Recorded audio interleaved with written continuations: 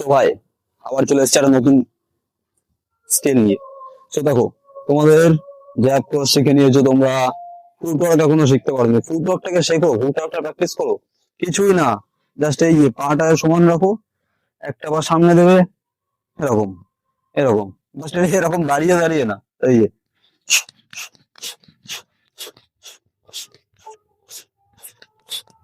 Like this bro, take a chill. তো এটা basic জিনিস, এটা করো, বাড়িতে করো, না করলে কি করে শিখবে? আরো আছে, এই ক্রসে যাবে, হুম, পুরো ক্রস হবে না কিন্তু, ঠিক আছে? যখন দাঁড়িয়ে আছো, এই লাইনে হবে, দুটো পা লাইনে, আবার এই, আবার এই দুটো পা লাইনে। ওই বেসিক,